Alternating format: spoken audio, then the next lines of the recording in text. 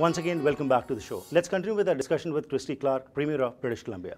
So before the break, like you mentioned, that one of the major things you wanted to emphasize was that whatever you have promised before becoming the leader, you need to fulfill that. You're also emphasizing on one major thing, that the family is first thing.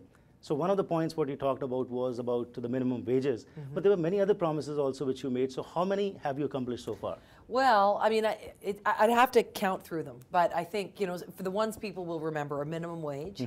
We are going to have the first family day in BC history. Right. It's going to come up in February, and we let British Columbians, by the way, choose the date that was going to be. It was a real exercise in democracy. We've been out there we're now working on childcare as an issue to try and make sure that we're delivering better childcare for people. That's another thing. I think one of the most important things, though, about families is we have to make sure the province remains economically sound. Right. And, you know, the hardest job in the world is raising kids.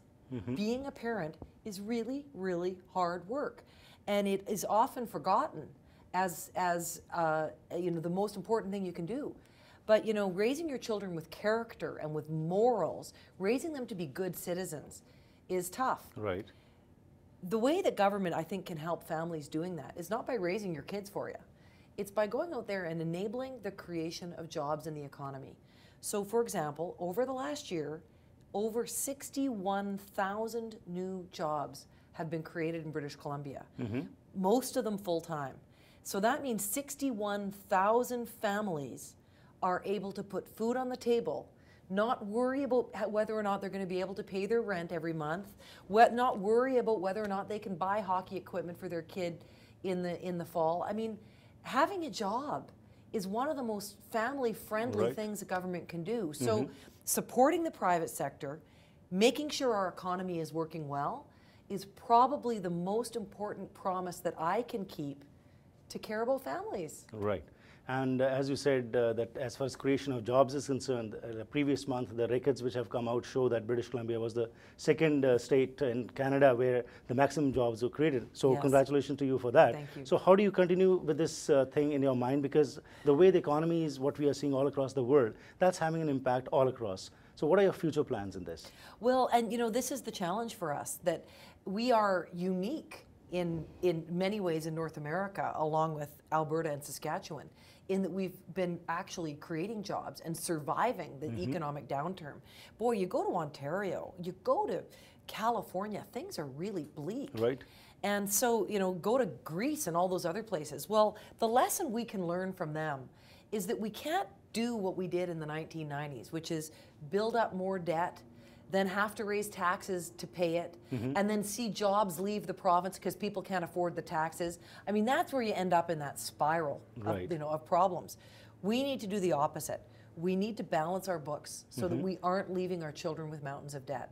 We need to keep taxes low so that we can continue to attract investment to the province, and we need to find new markets. So that's why I was in India last year, late last year in November, was to try and attract investment to British Columbia, job creation, people that are going to invest here, start businesses, and create work for the people that work here. Right. That's the secret to creating jobs, and to me, that's the secret for looking after families. As far as the health and education is concerned, in this 1 year, what have you achieved in particular those two fields? Because right now what we are finding, though a lot of money is being pumped, that the results are not being seen. Yeah, you know, and that is probably the biggest challenge for us.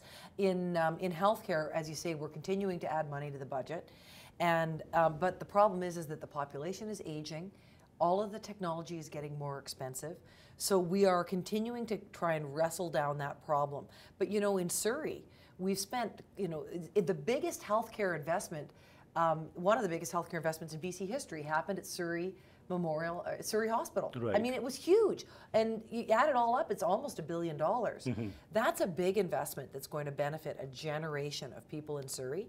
In education, I am very proud of the work that George Abbott did as our education minister in finding a way to settle the dispute with teachers. Right. Without costing taxpayers a penny more money. So kids are going to have certainty when they go to school. Parents will know that they're going to have extracurricular activities and report cards and all the rest of that. but at the same time, we did it in a way that's going to protect taxpayers and help us balance our budget. So in education, I think, you know, it's been a real challenge to try and balance those things. Right. We're doing it. And also, as you said, that George Abbott, Kevin Falcon, they are your strongholds who have been working strongly to make this province a better province. But we are also hearing that they might not rerun in the elections, and you're asking for new faces. So is it a matter of concern to you about these old candidates not coming forward and fighting? Well, you know, I don't know what either of their plans are yet. You know, both of them have made a huge contribution to the government in their ministries. Kevin as finance minister and George as education minister. But you know, if they decide not to run again, I understand that because I've been there. And particularly for Kevin, you know, I left politics when my son was little. Kevin has a little girl. And those years are years you never get back. Right. He has been here for more than a decade, slogging away in government. So, you know, I understand if that's the decision that he makes. You know, we'll be sorry to lose him because he's made a big, big contribution. But again, it's a balance. We do need to renew the team as well. And I know that if he decided not to run, we would attract some really, really great candidates to that riding. He has huge shoes to fill, but I think, you know, it's an opportunity for some really smart, really capable people to step up and make their contribution. Okay, we'll continue with our discussion. We'll go for a small break. ਲੈਣੇ ਇੱਕ ਛੋਟੀ ਜਿਹੀ break ਜੀ। Minister ਨੇ ਜਿਹੜੀ ਹੁਣ ਗੱਲਬਾਤ ਕੀਤੀ ਉਸ ਦੇ ਵਿੱਚ ਮੁੱਖ ਤੌਰ ਤੇ ਇਹਨਾਂ ਨੇ ਕਿਹਾ ਕਿ 61,000 ਨਵੇਂ ਜੌਬਸ ਕ੍ਰੀਏਟ ਕੀਤੇ ਗਏ ਅਤੇ ਚਾਈਲਡ ਕੇਅਰ ਦੇ ਉੱਤੇ ਇਹ ਫੋਕਸ ਕਰਦੇ ਨੇ ਕਿਉਂਕਿ ਇਹ ਮੰਨਦੇ ਨੇ ਕਿ ਕਿਸੇ ਵੀ ਪ੍ਰਾਂਤ ਦੀ ਜਿਹੜੀ ਉન્નਤੀ ਉਹ ਤਦ ਹੀ ਹੋ ਸਕਦੀ ਜੇਕਰ ਪਰਿਵਾਰ ਜਿਹੜੇ ਨੇ ਉਹ ਸਟਰੋਂਗ ਹੋਣ। ਇਸੇ ਕਰਕੇ ਜੌਬ ਕ੍ਰੀਏਸ਼ਨ ਦੇ ਉੱਤੇ ਇਹਨਾਂ ਦਾ ਜ਼ੋਰ ਹੈ ਤੇ ਬ੍ਰਿਟਿਸ਼ ਕੋਲੰਬੀਆ ਜਿਹੜਾ ਕੈਨੇਡਾ ਦੇ ਵਿੱਚ ਦੂਸਰਾ ਪ੍ਰਾਂਤ ਹੈ ਜਿਸ ਦੇ ਵਿੱਚ ਕਿ ਮੈਕਸਿਮਮ ਜੌਬਸ ਕ੍ਰੀਏਟ ਹੋਈਆਂ। ਉਸ ਤੋਂ ਇਲਾਵਾ ਇਹਨਾਂ ਦਾ ਕਹਿਣਾ ਹੈਗਾ ਕਿ ਜਦੋਂ ਮੈਂ ਸਵਾਲ ਪੁੱਛਿਆ ਕਿ ਕਈ ਮਿਨਿਸਟਰ ਜਿਹੜੇ ਨੇ ਉਹ ਛੱਡ ਕੇ ਜਾ ਰਹੇ ਨੇ ਦੁਬਾਰਾ ਨਹੀਂ ਰੀਰਨ ਕਰਨਗੇ, ਉਹਨਾਂ ਨੇ ਕਿਹਾ ਕਿ ਬੜਾ ਇੱਕ ਔਖਾ ਸਮਾਂ ਹੁੰਦਾ ਹੈ ਕਿਉਂਕਿ ਸਾਰੇ ਹੀ ਮੰਤਰੀਆਂ ਦੀ ਬਹੁਤ ਵੱਡੀ ਦੇਣ ਹੈ। ਇਸ ਪ੍ਰਾਂਤ ਦੇ ਵਿੱਚ ਉਹਨਾਂ ਨੇ ਚੰਗਾ ਕੰਮ ਕੀਤਾ ਲੇਕਿਨ ਪਰਿਵਾਰਕ ਸਥਿਤੀਆਂ ਕਰਕੇ ਉਹ ਇਹ ਛੱਡ ਕੇ ਜਾ ਰਹੇ ਨੇ। ਲੇਕਿਨ ਇਹਨਾਂ ਨੂੰ ਯਕੀਨ ਹੈ ਕਿ ਇਹ ਭਾਵੇਂ ਇਹ ਸ਼ੂਜ਼ ਨੂੰ ਫਿਲਅਪ ਕਰਨਾ ਤਾਂ ਕਾਫੀ ਮੁਸ਼ਕਿਲ ਹੋਏਗਾ ਲੇਕਿਨ ਇਹ ਚੰਗੇ ਚਿਹਰੇ ਜ਼ਰੂਰ ਅੱਗੇ ਲੈ ਕੇ ਆਉਣਗੇ। ਉਸ ਤੋਂ ਇਲਾਵਾ ਇਹਨਾਂ ਦਾ ਕਹਿਣਾ ਹੈ ਕਿ ਹੈਲਥ ਕੇਅਰ ਅਤੇ ਐਜੂਕੇਸ਼ਨ ਦੇ ਉੱਤੇ ਵੀ ਬੜਾ ਚੰਗਾ ਅਸੀਂ ਕੰਮ ਕੀਤਾ ਜਿਹੜਾ ਕਿ ਅਸੀਂ ਜਿਹੜੇ ਵੀ ਪ੍ਰੋਮਿਸਿਸ ਕੀਤੇ ਸੀ। ਹੋਰ ਗੱਲਬਾਤ ਕਰਨੇ ਆ ਇਸ ਬ੍ਰੇਕ ਤੋਂ ਬਾਅਦ।